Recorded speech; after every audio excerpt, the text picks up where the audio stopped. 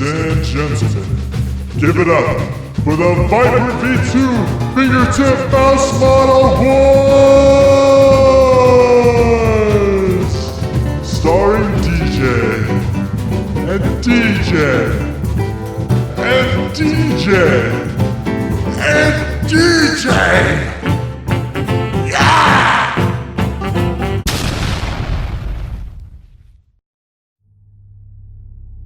Bakadomo WA, Ida ina wado mashu okono kyoso kara jakai dekaro to hanki de omat iru no ka. Who are you and why are you speaking Japanese? Ma, Hangana. Mat ashitaki hadai bunjishin o shotai shimashita. Y'all aren't even PA-12 dyed nylon. This is supposed to be a fair competition. Where are your STLs? And why are you speaking Japanese? Tosha no STLW Ania Shidekamisan. ETSE no Subarashi ro Hakara Sekoku no ABS Sutero Joshi no Mi Okonu Dekamesu. Oru Subit NI40 Rukakara Mesuga. Nakari WA Subit PC Wainado Kara Insatsu Suruhitsuyo GARI Mesu. Our sponsor, PCBWay. Despite me talking almost nothing but shit in space, they've decided to sponsor this video and provide me with all these PA-12 nylon prints. If that is not the most respectable thing you've ever heard, then you have lost your goddamn mind! If hearing that makes you want to support a company that can not only spit out very high quality prints, but also do all sorts of other things like PCB manufacturing, CNCing, injection molding, then check out PCBWay. I have a referral link down below where I get some of the money you spend on your first purchase and you get $5 off. What in the tit fucking Christ are you waiting for? Go print some shit today! Consume! Consume! Now back to the video. In a fight for C3PO's hand, our contestants today are going to go through 3 tests: weight test, squeeze test, and click test. Now, although just moments ago I said we printed everything in PA-12, that isn't the full story. Printing out of PA-12 gives a nice way to compare these models to the Zero Mouse, but PA-12 is just one material. Based on my ass alone, most people who own 3D printers and like to mod mice likely own FDM printers, and most people aren't going to be confident printing any sort of nylon in their shitbox Ender 3, which is fine.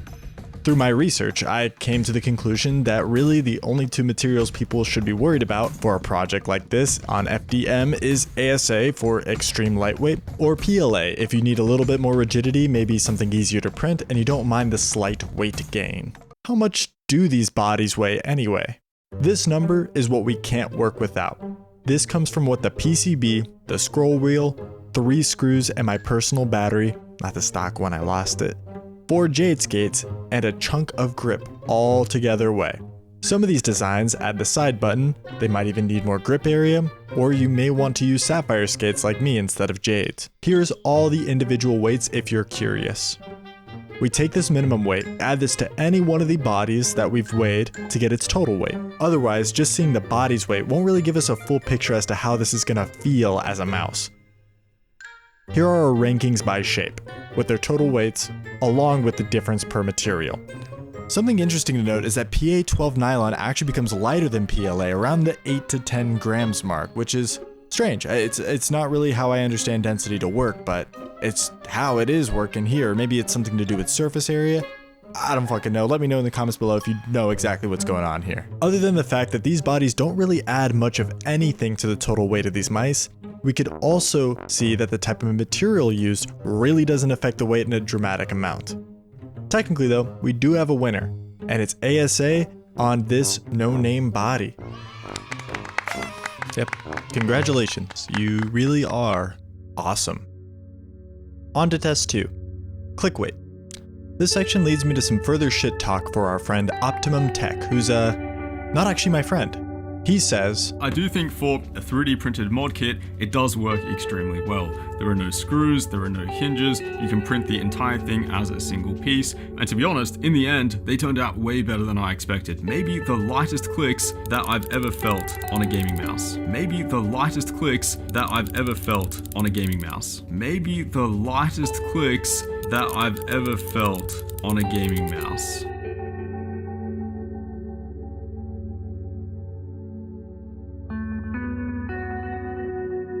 This isn't necessarily a 100% sure way to test this, but I feel like it does a good enough job at proving my point.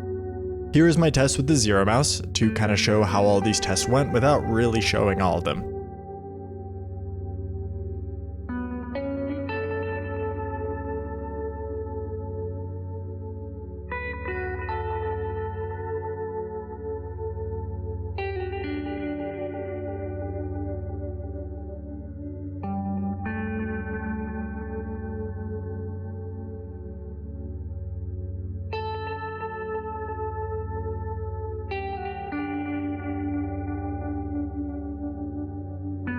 As you can see, it's around 80 grains per click. Grains? Don't you mean grams? Nope, I accidentally did this test in grains instead of grams and didn't notice till I got pretty close to the end. It doesn't really matter though, since I kept the units the same across the board and this test is relative anyway. This is the Pulsar X2 Boardsy edition with Huano pink shell blue dots.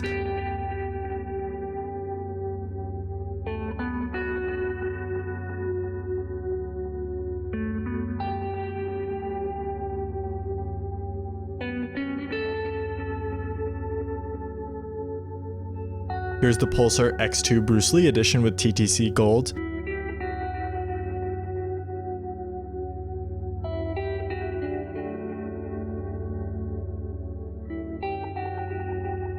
Here is the G Pro Superlight V2 with Light Force Hybrid in-house switches.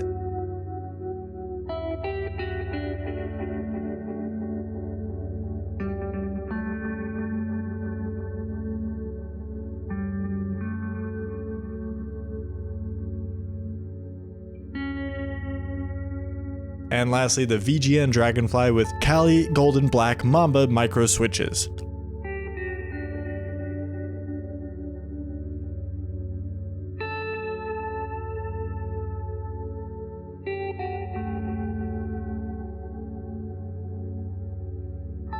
All of these mice are negligibly better or about the same click weight. You might say, oh, well, isn't it obvious? He hasn't used these mice before. I doubt that. So then why does he make this claim? Well, it could be that he received his final batch that he had been working on, and upon initial testing, it had the ability to rest right up against the switch's activation point, giving it a very light click feel.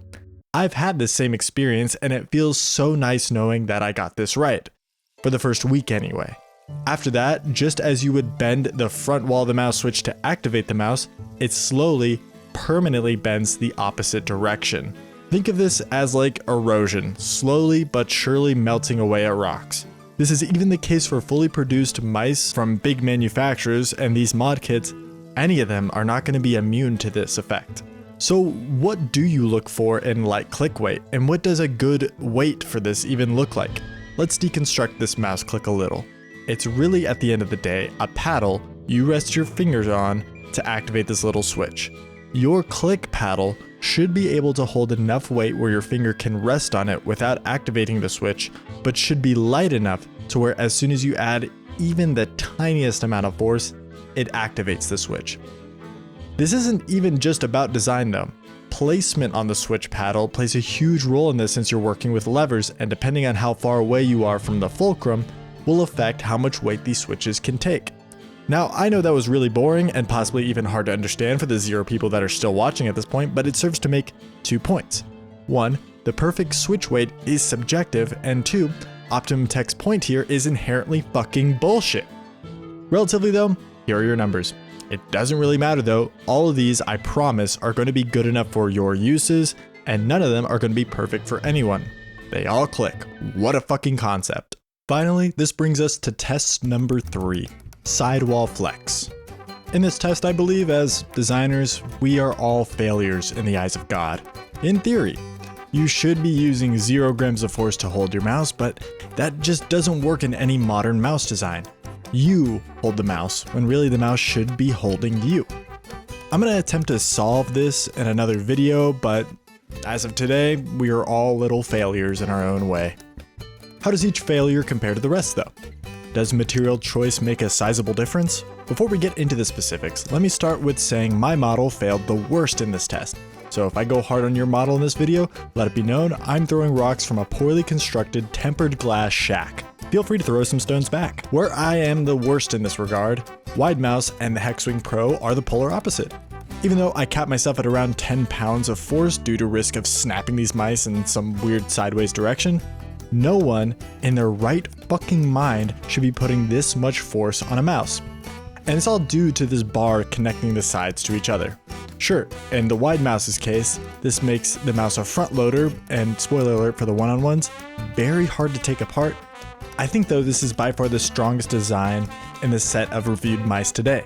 But what about all the mice in between?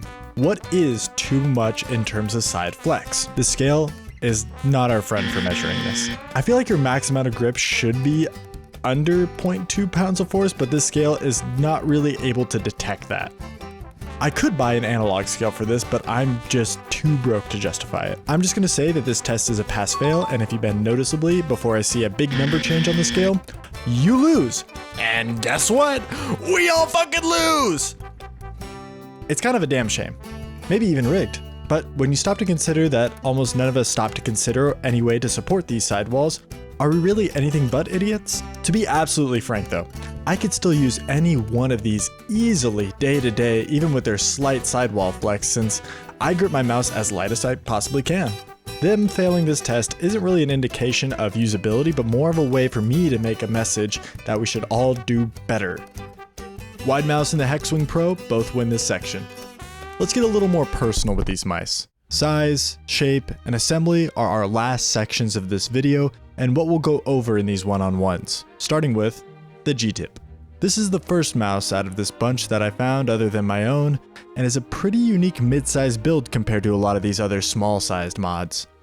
It has side buttons and is even free. Assembly goes like this. PCB goes in with the scroll wheel, clicks go on, side buttons go in, and then the PCB for the side buttons go in. Now this is a super ideal assembly, but a small issue. You better have your printer tuned to the atomic level if you want it to be this easy to put together. Lucky for me, Inline ASA is super compatible with my printer. I mean, look at this Benchy's back text. By God, it's nearly legible. It's better than my Inline PLA, but not by much. But how do these slight differences transfer over? Well, one of two ways. A, if it's an under extruding issue, your clicks just won't print. The walls will be too thin to stand or just break immediately when you try to assemble. In my case, more normally, we get option B, incredibly hard to get the clicks in and pretty much impossible to get them out or adjust them once they are in. And if it breaks once you're already in there, good luck getting these tiny inserts out. You're probably gonna have to just be okay with reprinting the whole fucking thing over again. Overall though, I'm a small mouse guy. I don't use side buttons, it's not nearly the lightest on this list, and I like flat sides. It's tough to print, but you know, I got it done, but I can't see myself really using it. If you want side buttons though, and a mid-sized mouse, try and print it.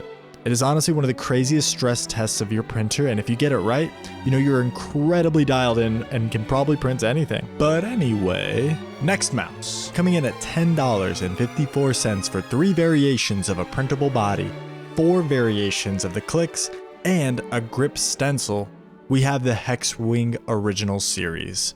Minus the side buttons, this is a pretty similar idea to the G-tip for assembly.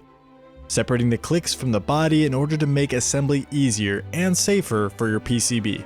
Compared to the G-tip, we have a much smaller contact area for the clicks, which gives you a lot more room for error but still requires you to be either perfect or slightly over extruding. If you under extrude at all, however, the clicks won't sit nicely and you'll be so annoyed with having to readjust it, the mouse will become basically unusable.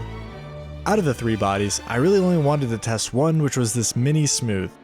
I get the hexes are meant to help with grip, but it just doesn't work for me. The normal sized version, which only comes in hexed, felt overly big with super flared size, and it's just about everything I've ever hated in a mouse. I can feel the intended grip, but I don't like the way it feels, I can't put grips on, and it wastes so much weight on a mod that's intended to be meant for super light fingertip grip. As a starting point for this guy's project, it makes sense and is fun to look at, but honestly not my favorite to use on this list. As for the clicks, they have this extreme slant that I don't hate, but doesn't really melt into my hands the way the Zero Mouse's does. There's 3 different sets of files for these clicks, and I'm a little confused. One is fixed, and the other doesn't seem to have any major issues. Anyway, next mouse. For a more refined $10.54, maybe I could interest you in a Hexwing Pro. It has less confusing file organization, offering 4 bodies, 1 set of clicks, all smooth. Much more rigid design, opting for back to forward clicks, which is a much more rare occurrence on this list, but has paid off the exact same way for both contestants. Marginal weight in exchange for a much stronger body that is that of a rock. Hard. If you get it perfect, things sit nicely in this order: body, PCB, clicks, then screws. Slightly over extruding makes your front screws useless, and under extruding means you get to print it again. I like it, but I still wouldn't use it. Although it's strong, I feel like it's a bit clunky to get there. If you want a mid-size mouse, don't care about side buttons, like the design of the whole Hexwing series, and want to print your own, get this one. Case closed. Next mouse. Starting our unibody mice one-on-ones, we have the lightest mouse on this list, the one that doesn't have a name.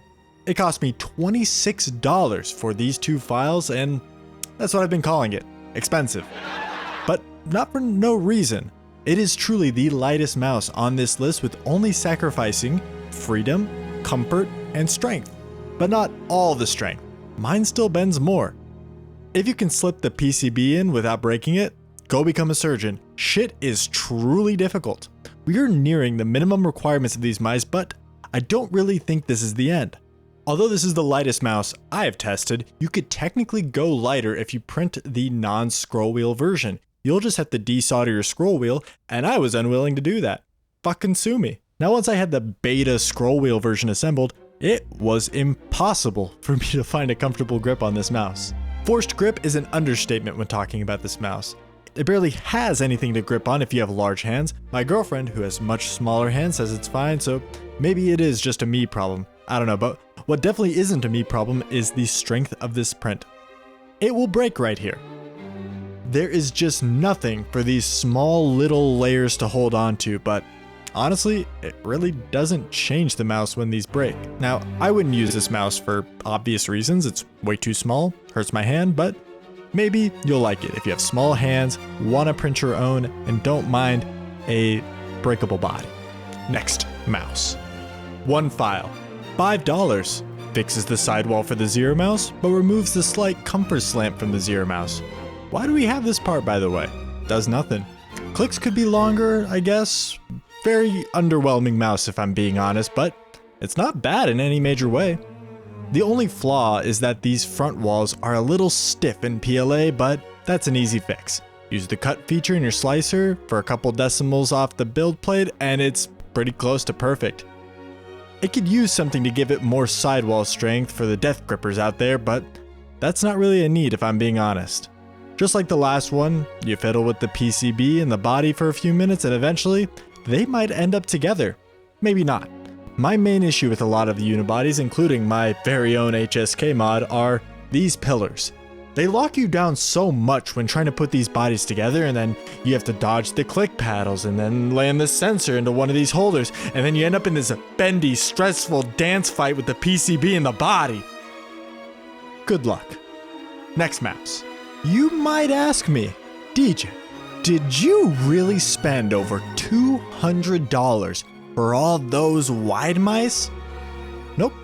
I was originally only gonna buy 1 or 2 for this video for $40 a pop, and when I reached out to the man for a suggestion as to which one he would want on the forefront, he decided to send me all of them.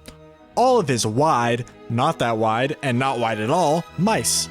And despite all that sweet, non-direct financial compensation, I still think these mice are kinda meh. Now, before we get into the meh, like our other mice, let's talk about some of the good. This was our only other mouse to pass the strength test, and that's a selling point alone for a lot of you. It's also pretty comfy, but I think I can already see some ways I would improve it. These sidewalls, although much more comfortable than they look, are built for a specific hand. I think that grips like this, and the mouse is meant to meld to that. I think if it was instead stair-stepped, without this pinky wall, and a little curvy ramp here, it would fit my hand a bit better, and a larger variety of hands since my hand is the best hand. It would also be much easier to make grips for, though I must admit this natural coating the ABS style resin gives to it is a lot like mice from about 5 years ago and isn't that bad to hold naked. To say the least, it's much easier than any other mice on this list to hold. Assembly is kind of where this mouse falls flat, and it's not because this is a front loader. Instead of opting for screw holes, this creator has opted for prongs. It's not bad when using, and in fact keeps things intact and in place very well. The issue comes up when or if you ever want to take your PCB out, you risk breaking a prong like I have here. Considering the reviews of other people who have been mainly purchasers of this mouse versus me, the reviewer, in terms of how responsive and reactive this creator is, I'd say it's worth trying if you're interested, but only the widest option. The only other options really only stand up due to their literal strength, but the weight puts them at a huge disadvantage compared to other options on this list without the wide mouse charm, just the name. Maybe though, now isn't the time for wide mouse, and that's okay. From my talks with the creator, he's an ambitious guy looking to eventually have his own mouse PCB to go along with his body, instead of using the Viper V2 PCB, and maybe that'll be the day wide mouse truly shines. Today is not that day though. Next mouse. An inspiration to all the creators on this list, no doubt. This little guy was available for half an hour and I was lucky enough to get my hands on one. For 70 bucks, I got the mouse, pre-cut grips, a relatively lifelong amount of skates, a professional box, and a broken Discord link. I'm not sure how true the statement was that he would release more, but I hope he does, as I really do think this is a nice mod despite not living up to a lot of his hype. However, just like receiving the mouse for free from Wide Mouse, I'm going to try to look past all my emotion and be as unbiased as possible with this review. Assembly is just as dumb as the clone of this mouse, except more stressful since I can't just reprint it if it breaks, but it goes together just fine. I haven't had any breaks yet. I like how large he's made the paddles so that they just barely creep over the screw holes, but not enough to really be concerned about stripping the screw. Just like I said earlier, I love these slants the clicks have. It makes the mouse feel like it's melting to those fingers in a way you can only really feel if you try to use another mouse with flat clicks. It doesn't really feel better in the moment, but instead points out how much worse it is without it when it's gone. The thumb sidewall works like a sidewall. What a fucking concept. And the ring and pinky wall, I've kind of come around on. I used to hate it and feel like it was just a huge flaw or failure with the mouse, but after using it for some time, it's really not that bad, for me at least. I end up landing right at the middle edges of both, but still on top of both. I do still think the gap should just be closed, but that's just me. So let's say he does another drop of these with no other future projects announced. Should you buy one? Well, if you want to support Optimum Tech, don't have access to a 3D printer, or anyone with a 3D printer willing to print something else for you, and have mid to large sized hands, yeah, sure. I'd personally wait though until he releases a V2 to iron out any unforeseen kinks he might have found that he still doesn't like. It's now time for our final mouse. My mouse. Okay, DJ, now what about your mouse? And don't tell me you're gonna be unbiased or just some bullshit, because I'm gonna find that real hard to believe. You're right. I don't think I can. I made this mouse to what I like and I find comfy, so of course I'm gonna say I really like it. What I've done instead is incorporated what I like most from other mice into my design and improved upon some of the stuff. I didn't like how it came in last for sidewall strength, so I put in these little notches to hold the PCB for support, and what do you know? Over 10 pounds of support. Something I kept the same was the lack of scroll holder built into the mouse, and while this keeps things in multiple pieces, means assembly is really easy. While I still don't think pre-travel can really ever be accounted for, post-travel can. I added these little blocks to the underside of the paddles that extend past the switch to help out with that. I removed these two lines from the bottom, as since they aren't really doing anything now that I have these side supports in place. I did this all from fucking scratch in FreeCAD. It was a bitch, but now I can choose to sell these if I want to, and I do want to, eventually. I'm working on an IDEX printer so I can print these with soluble supports with perfect overhangs for my site. The files will still be free. However, since not everyone has a 3D printer and I had some requests when I first made these, I want to start selling some prints. You'll get 2 for 10 plus a grip stencil plus shipping. 2 for 20 if you do the ASA version in a color I don't already have, but Inland, I learned, has a bunch of these sample rolls for PLA that are a fucking bargain with tons of color options in PLA if you want to save some cash. So in the end, who won? Who gets to take home C3PO's hand as a trophy and crown themselves the Fingertip Grip Mouse Mod God? Me! I get to! I win! I always win! You guys suck!